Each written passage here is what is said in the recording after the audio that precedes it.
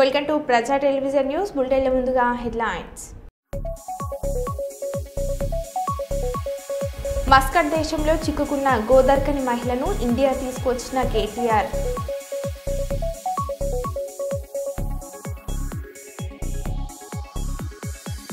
మంత్రి వివేక్ వెంకటస్వామి రేషన్ కార్డులు ఇస్తుంటే అడ్డుకున్న కాంగ్రెస్ నాయకులు.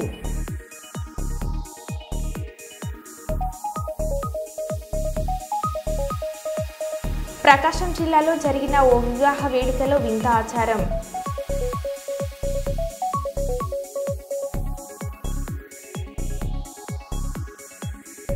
కరాటే మార్షల్ ఆర్ట్స్ ఛాంపియన్షిప్ విజేతలకు బహుమతులను ప్రదానం చేసిన ప్రముఖ వైద్యులు శంకర్ శర్మ. ఎమ్మెల్సీ తీన్మార్ మల్లన్న ప్రెస్ మీట్పై నిరుద్యోగుల దాడి.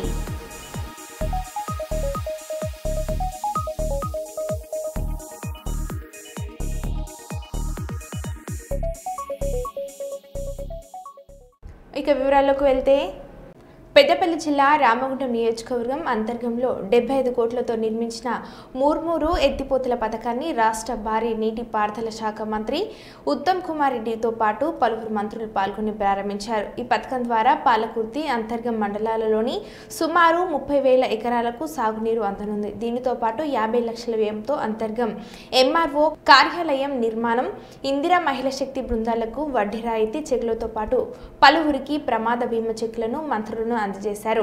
అలాగే రామగుండం బి పవర్ హౌస్ నుండి రైల్వే క్రాసింగ్ వరకు 10 కోట్ల అంచనా వ్యయంతో అభివృద్ధి పనులకు 10 కోట్లతో రోడ్ల నిర్మాణాలకు శ్రీకారం చుట్టారు. జ్యోతి ప్రజ్వల అనంతరము తెలంగాణ రాష్ట్ర గీతం ప్లే చేయవలసిందిగా కోరుచున్నాం.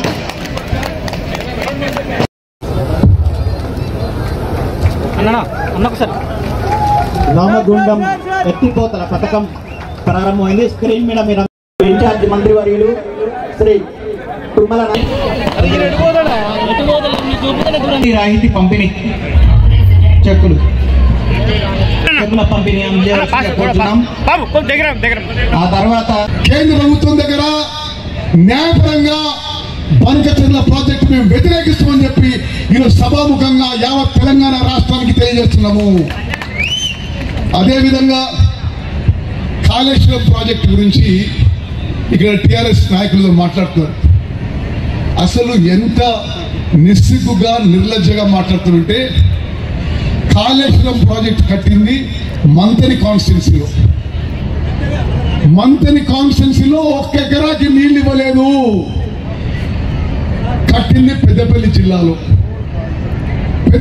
జిల్లాలో కాళేశ్వరం ప్రాజెక్టు ద్వారా 1 ఎకరాకి మరి నీరందించే ప్రతిపాదన లేదు. సుప్రీంకోర్టు జడ్జి పిసి ఘోష్ గారి జ్యుడిషియల్ కమిషన్ రిపోర్ట్ వచ్చింది. వారు ముందుకు నడిచి ఎన్ని డబ్బులైనా ఎన్ని కోట్లైనా ఈ పత్తిపాక రిజర్వాయర్ని చేపట్టి తీర్స్తామని చెప్పి మరి సర్వే కూడా నిన్ననే 1.5 కోట్లతో సర్వేకి జీవో ఇవ్వడం జరిగింది. వారికి ప్రత్యేకంగా కృతజ్ఞతలు తెలియజేస్తా ఉన్నా. దాదాపు 2,40,000 ఎకరాలు స్థిరీకరణతో పాటు 10,000 ఎకరాలు కొత్త ఆయకట్టును సృష్టించే కార్యక్రమం మొదలు పెడతాం మా ప్రభుత్వం అని ఇక్కడున్న మన ఉత్తమ్ కుమార్ రెడ్డి గారి మరి ధైర్యంతో చెప్తా ఉన్నాం సార్. ఆయిల్ పాముకు సంబంధించిన అంశాన్ని ఈరోజు రాష్ట్ర వ్యాప్తంగా పెంపొందిస్తూ రైతు మరి వారికి వచ్చే ఆదాయ వనరులు పెంచే కార్యక్రమాల్లో ఆయిల్ పామును పెద్ద ఎత్తున ప్రోత్సాహం చేస్తూ ముందుకు నడిపిస్తా ఉన్నా. దానికి తోడు స్థానికంగా ఈ జిల్లా స్వరూపాన్ని అటు పారిశ్రామిక రంగంగా నీటిపారుదల రంగంగా అన్ని కోణాల్లో అభివృద్ధి చేయడానికి ఈనాడు వేదిక మీద ఉన్నటువంటి పెద్దల యొక్క పిలుపు మేరకి ఇన్ఛార్జ్ మంత్రిగా నేను ఈ జిల్లాకు వచ్చే అవకాశం ఇచ్చారు. తప్పకుండా ప్రతి నెల ఈ జిల్లాకు వచ్చి అది సింగరేణి సమస్య కావచ్చు, నీటిపారుదల రంగం కావచ్చు, ప్రజా సమస్యలు కావచ్చు, ప్రతి దాని మీద ఏ జిల్లాకు ఆ జిల్లా ప్రజాప్రతినిధులతోటి అధికారులతోటి అవసరమైతే ఆయా శాఖ మంత్రులు కూడా ఇక్కడికి పిలిపించుకొని తప్పకుండా ఒక్కొక్కటి ఠాకూర్ గారు చెప్పినవి కానీ విజయ్ గారు చెప్పినవి కానీ ఈనాడు మంత్రివర్గంలో ఉన్న మా యొక్క ఆలోచనలకు తగ్గట్టుగా నేను ఇచ్చినటువంటి మాటలు శ్రీధర్ బాబు గారు, పొన్నం గారు ఎన్నికల ముందు ఏ వాగ్దానాలు చేశారో, ఉత్తమ్ గారు పిసిసి అధ్యక్షుడిగా, ముఖ్యమంత్రి రేవంత్ రెడ్డి గారు పిసిసి అధ్యక్షుడిగా ఈ ప్రాంతానికి ఏ వాగ్దానాలు చేశారో వాటన్నిటిని అమలు చేయడానికి నా వంతు నేను ప్రయత్నం చేస్తానని చెప్పి విజ్ఞప్తి చేస్తూ, వ్యవసాయం గురించి కూడా శ్రీధర్ బాబు గారు మొత్తం చెప్పారు. ఈనాడు నీటిపారుదల, సన్నబియ్యం, గోదావరి పరివాహక ప్రాంత ప్రతి చుక్కను తెలంగాణ, ఈ ఉత్తర తెలంగాణ జిల్లాలకు వాడుకునే విధంగా కృష్ణానదికి ఏ విధమైతే ప్రణాళికలు చేస్తా ఉన్నారో గోదావరి ప్రతి చుక్క వాడుకునే విధంగా ప్రణాళికలు చేయాలని గౌరవ మంత్రులను కోరుతూ మీ అందరికీ నా హృదయపూర్వక అభినందనలు. చాలా కాలంగా ఈ ప్రాంతంలో రైతులు ఎదురు చూస్తున్న ఈ కార్యక్రమంను ప్రారంభించుకున్న సందర్భంగా రైతాంగానికి ధన్యవాదాలు తెలియజేస్తూ, గోదావరి గారి బస్టాండ్ అభివృద్ధికి సంబంధించి, అదేవిధంగా ఈ ప్రాంతానికి కార్మిక క్షేత్రం, విద్యార్థి నాయకుడి నుండి అనేక వందల సార్లు వచ్చిన ఈ ప్రాంతంలో రవాణా సౌకర్యపరంగా ఏ సమస్య లేకుండా నా బాధ్యతగా సోదరుడు మక్కన్ సింగ్ గారి విజ్ఞప్తి మేరకు అన్ని రకాల బస్సులు నూతనంగా అనుమతి మంజూరు చేస్తామన్న మాట మనవి చేస్తూ ధన్యవాదాలు చెప్తూ సెలవు తీసుకుంటున్నాను. హన్మకొండ జవహర్లాల్ నెహ్రూ స్టేడియంలో అథ్లెటిక్ ఫెడరేషన్ ఆఫ్ ఇండియన్ మరియు sports authority of Telangana athletic association ఆధ్వర్యంలో జరిగిన 11వ తెలంగాణ అథ్లెటిక్ ఛాంపియన్షిప్ అండర్ 20లో ముఖ్య అతిథులుగా హాజరైన వరంగల్ పశ్చిమ ఎమ్మెల్యే నాయని రాజేందర్ రెడ్డి, వర్ధనపేట నియోజకవర్గం ఎమ్మెల్యే కేఆర్ నాగరాజు. ఈ సందర్భంగా ఎమ్మెల్యేలు పరుగు పందెం, లాంగ్ జంప్, హై జంప్ క్రీడలను జెండా ఊపి ప్రారంభించారు. అనంతరం ఈ కార్యక్రమాన్ని ఉద్దేశించి ఎమ్మెల్యే మాట్లాడారు. మీకు మెడల్ సెరమనీ ఉంటది అతిథులచే.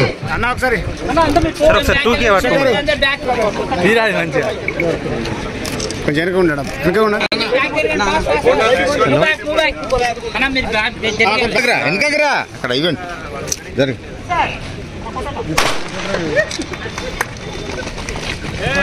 ఆపేలి ఆపేలి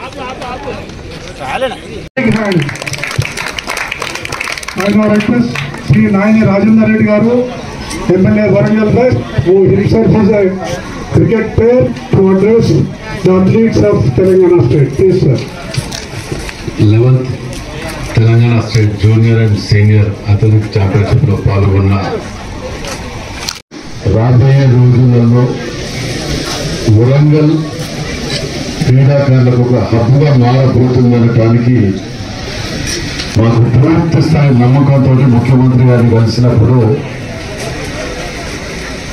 మీకేం కావాలో చెప్పండి, మేము చేయడానికి సిద్ధంగా ఉన్నాం అని, క్రికెట్ స్టేడియం కావాలి అనగానే ఒక నిమిషం కూడా ఎదుకాడకుండా క్రికెట్ స్టేడియం కానివ్వండి, స్కూల్ కానివ్వండి, స్కూల్ అయితే ఈ ఇయర్ అడ్మిషన్స్ మిస్ కావద్దనే ఉద్దేశంతో ఆగస్టు ఈ నెల 15కే ఓపెన్ చేయండి అని చెప్పి ఒక ప్రిన్సిపాల్ని 10 మంది స్టాఫ్ని అలర్ట్ చేయడానికి ఆదేశాలు ఇవ్వడం జరిగింది. అంటే నిజంగా కూడా ఈ ప్రభుత్వంలో అత్యధికంగా విద్య, వైద్యం, దాంతోపాటు ముఖ్యంగా స్పోర్ట్స్ మీద ముఖ్యమంత్రి గారు కూడా చాలా ఇష్టం వారికి ఈ స్పోర్ట్స్ అంటే. దాంట్లో ఎక్కడ కూడా కాంప్రమైజ్ కాకుండా ముందుకు వెళ్ళడం అనేది నిజంగా మా అదృష్టంగా భావిస్తున్నాం. ఎందుకంటే మా పీరియడ్ లో ఇలా క్రికెట్ స్టేడియం వస్తుందంటే మాకు అంతకంటే కావాల్సింది ఏం లేదు జీవితంలో, నిజంగా చెప్పాలంటే. మరి వీటన్నింటిలో కూడా ఈ క్రీడలతో వచ్చే ఉపయోగాలన్నీ మనకు తెలిసిన విషయాలే. ముఖ్యంగా అన్నిటికంటే ఇంపార్టెంట్ ఎన్ని కోట్లు పెట్టినారా అనేటువంటి ఆరోగ్యం, ఉద్యోగం, క్రమశిక్షణ, వీటన్నిటితో కూడా ముడిపడి ఉన్నదే క్రీడలు. మరి ఇంతమంది ఈ విధంగా ఇలా ఈ స్టేడియం కలకల్లాడుతుందంటే రాబోయే రోజులలో రోజు ఇదే విధంగా ఉండే విధంగా ఏర్పాటు చేయడానికి మా సాయ శక్తుల ఇంకా 3.5 సంవత్సరాలు మా టర్మ్ లోపల ఎన్ని కావాలో అని ఏర్పాటు చేయడానికి మేము నిజంగా కూడా వీటి మీద ప్రత్యేక శ్రద్ధ వహిస్తున్నాం. ప్రముఖ రియల్ ఎస్టేట్ రంగ సంస్థ confederation of real estate developers association of India సామాజిక బాధ్యతగా చేస్తున్న కార్యక్రమాలు అభినందనీయమని నగరపాలక సంస్థ కమిషనర్ పి విశ్వనాథ్ కొనియాడారు. ఆదివారం కమిషనర్ క్యాంప్ కార్యాలయంలో పాతబస్తీలోని గడియారం ఆసుపత్రి నిర్వహణ బాధ్యతలను క్రెడై సంస్థకు బదలాయింపునకు సంబంధించిన ప్రక్రియను పూర్తి చేశారు. కమిషనర్ క్రెడై సంస్థ జిల్లా చైర్మన్ గోరంట్ల రమణ ఎంఓయూపై సంతకాలు చేశారు. ఈ సందర్భంగా కమిషనర్ మినిస్టర్ మాట్లాడారు. యూజ్ హెరిటేజ్ ఫ్రెండ్లీ మెటీరియల్స్ అన్నారు కాబట్టి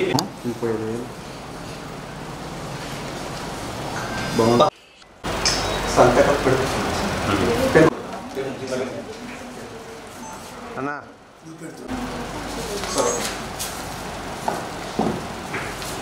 సిగ్నేచర్ దగ్గరనే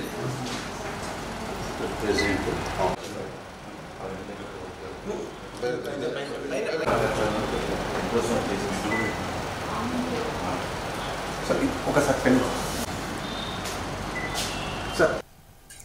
ఈరోజు కర్నూలులోని ఓల్డ్ సిటీకి ఐకానిక్గా ఉన్నటువంటి గడియారం హాస్పిటల్ని మళ్ళీ రెనోవేషన్ చేస్తూ దానికి సంబంధించినటువంటి పూర్వ వైభవాన్ని తీసుకురావడంతో ప్రజలకు అందుబాటులో ఉంచడం కోసము గౌరవ మంత్రివర్యులు భరత్ సార్ తీసుకున్నటువంటి ఇనిషియేషను మన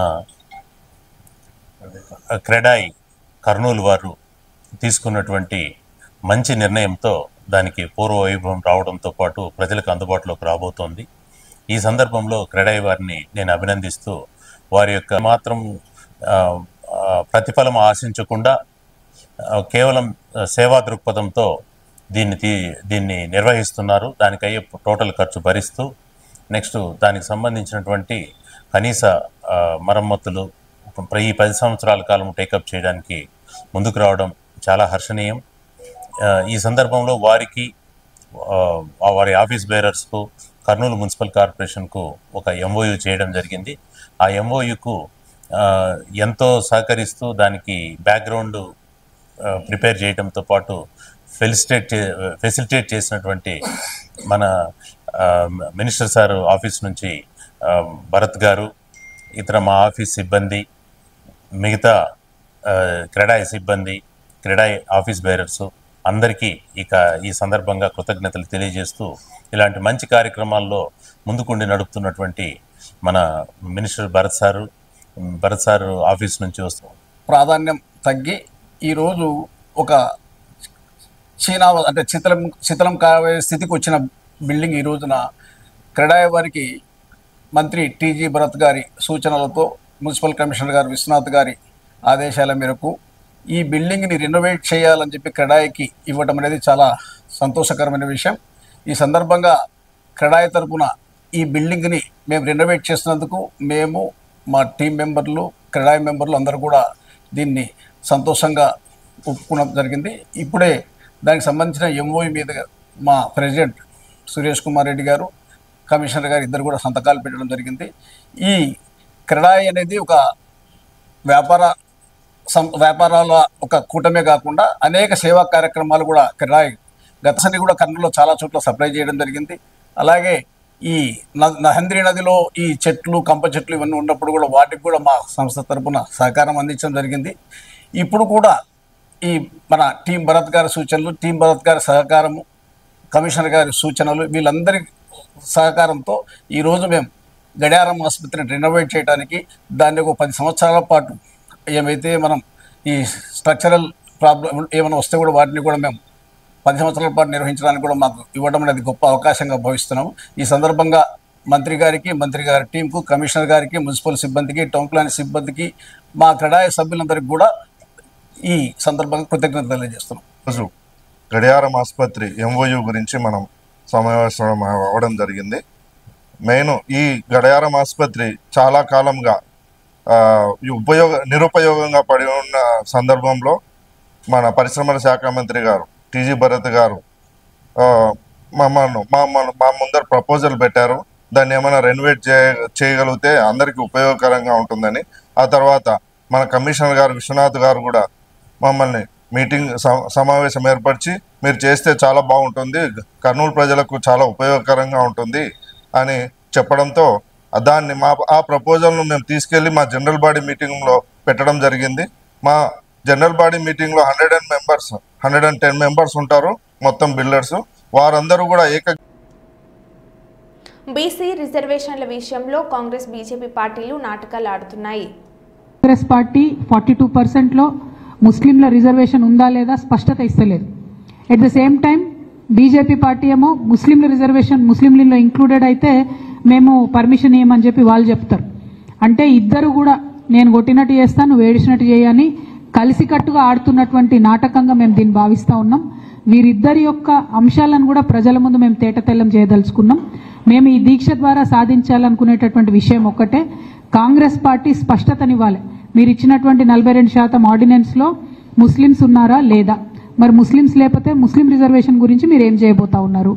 రెండు, భారతీయ జనతా పార్టీ ఆర్డినెన్స్ అనేటటువంటిది ఒక కాన్స్టిట్యూషనల్ రైట్, ఆ రైట్ని మీరు ఎట్లా వయలేట్ చేస్తారు, ఎందుకు గవర్నర్ గారు ఇంకా సంతకం పెడతలేరు, రాష్ట్రపతి గారి దగ్గర బిల్లు పెండింగ్ ఉన్నది, ఆ బిల్లు విషయంలో ఎందుకు రేవంత్ రెడ్డి గారు సుప్రీంకోర్టుకు పోవడం లేదు, మరి రాహుల్ గాంధీ గారు చెప్పిండ్రు మేము బీసీలకు హక్కులు ఇస్తామని చెప్పే మీరు ఎందుకు ముందడుగేస్తలేరు అనేటటువంటి ప్రశ్నలకు సమాధానం రావడం కోసమే ఈ దీక్షను చేపట్టడం జరిగిందని కూడా ఈ సందర్భంగా మేము తెలియజేస్తా ఉన్నాము.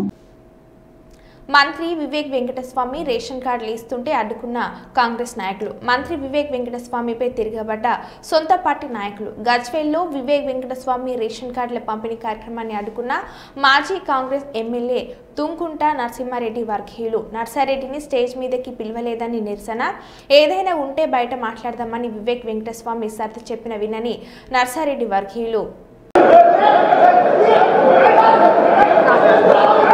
మేడం ఉండండి మేడం, నా దగ్గర మాట్లాడవద్దు సార్.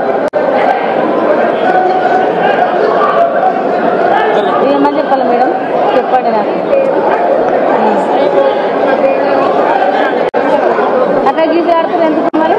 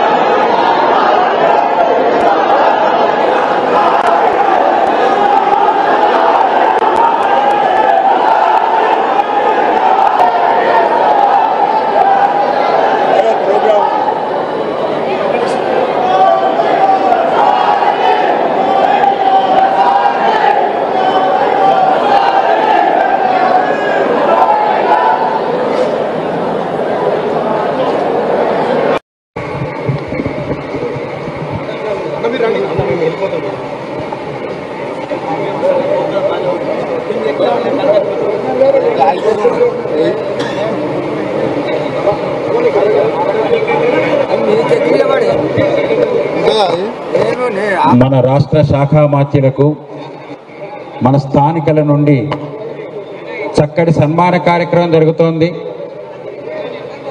నర్సారెడ్డి ఎక్కడ మాజీ ఎమ్మెల్యే నర్సారెడ్డి గారు బంద్ కరో భయ్యే. ఇది ప్రభుత్వం కార్యక్రమము, ప్రజలు వచ్చిన రేషన్ కార్డు కోసము, ఇది పార్టీ కార్యక్రమం కాదు. ఏదైనా ఉంటే మనం బయట సెటిల్ చేసుకుందాం. కొద్దిగా నిశ్శబ్దంగా ఉండండి అందరూ. ఇది కాదు, కరెక్ట్ కాదు. ఇది ఒక్కసారి చెప్పింది అయిపోయింది. తల్లిదండ్రులు వయోవృద్ధులు దారిలో నేటి యువత నడవాలి. నేటి యువతరంలో తల్లిదండ్రుల పట్ల ప్రేమ ఆప్యాయతలు తక్కువ అయ్యాయని human rights chairman Devarasetti Parameswaraiah తెలిపారు. కర్నూలు కలెక్టరేట్ కార్యాలయంలో విలేకరుల సమావేశంలో వారు మాట్లాడారు. ఉమ్మడి కుటుంబాలు చిన్న కుటుంబాలుగా మారి చిందర కలిసి ఉంటే కలదు సుఖమని చెప్పారు.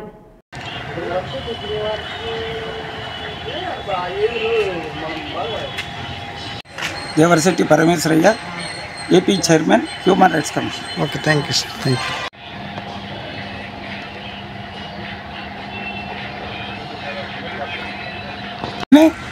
ప్రేమలు బంధాలు కానీ డబ్బుకునే విలువ మమతానురాగాలకు లేకుండా పోయిన సమాజంలో మనం రోజు చూస్తున్న సత్యం ఇది. ఇంతకుముందు అత్త లేని కోడలు ఉత్తమరాలు అనేవాళ్ళు, ఇప్పుడు కోడలు లేని అత్త గుణవంతురాలు అనేటువంటి పరిస్థితి వచ్చింది. ఇంతకుముందు ఎందుకంటే అత్త అనేది లేకపోతే కోడలు మీద పక్కింటి వాళ్ళు కానీ ఇరుంటి పొరుగింటి వాళ్ళు ఎలాంటి ఆక్షేపణ చేసేవాళ్ళు కాదు. ఆమె యొక్క గాయగడుసుతనం కానీ ఆమె యొక్క రాయబటానితనం కానీ బయటపడేది కాదు. అప్పుడు కోడలు మంచిగా పేరుండేది. ఎప్పుడైతే ఈ వ్యవస్థ నాశనం అయిపోయిందో అత్తను బయటికి దొబ్బేద్దాము, మామను బయటికి దొబ్బేద్దాము అనేటువంటి ఆలోచన వచ్చి వాళ్ళకి ప్రైవసీ కోసం పెద్దవాళ్ళను విస్మరిస్తున్నారు. ఎంతసేపు భార్యాభర్త వాళ్ళ ఆనందము, వాళ్ళ అంటే శని ఆదివారాలలో సాఫ్ట్వేర్ ఇంజనీర్లు ఇట్లాంటి ఆఫీసర్స్ ఉంటే కూడా కేవలం శని ఆదివారాలే ఎంజాయ్ చేయాలి. వాళ్ళు పిల్లలను పిల్లడు అది ఇంతకుముందు 2 లేదా 3 అనేవారు, ఇప్పుడు ఒకడే పిల్లోడు. అలాంటి వ్యవస్థను తీసుకొని వెళ్ళి అలాంటి వ్యవస్థలో బతుకుతున్నాం మనము. ఇప్పుడు అందుకోసమనే ఇన్ని వృద్ధాశ్రమాలు, అనాథాశ్రమాలు ఇన్ని పుట్టుకొని వస్తున్నాయి.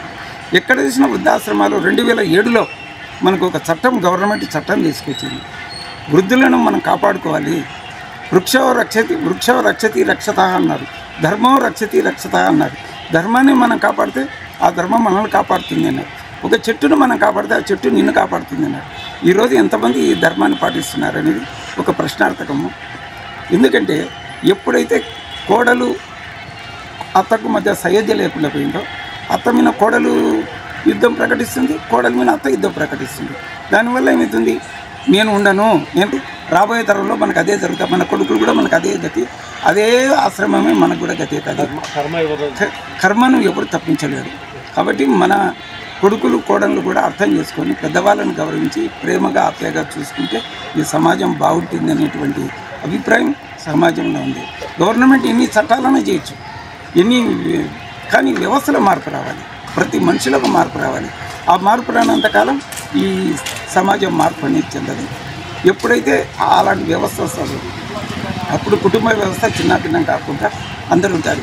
చిన్నపిల్లలు, పసిపిల్లలు అవ్వాతాతలు చెప్పే ముద్దు కథలు, మంచి సూక్తులు, భారత రామాయణ ఇతిహాసాలు, వాటి యొక్క సారాంశాలు ఇవన్నీ చెప్పి పిల్లలలో ఒక మంచి జ్ఞానాన్ని పెంపొందించే విధంగా చెప్పేవాళ్ళు కథలు, మంచి చెడ్డాయి.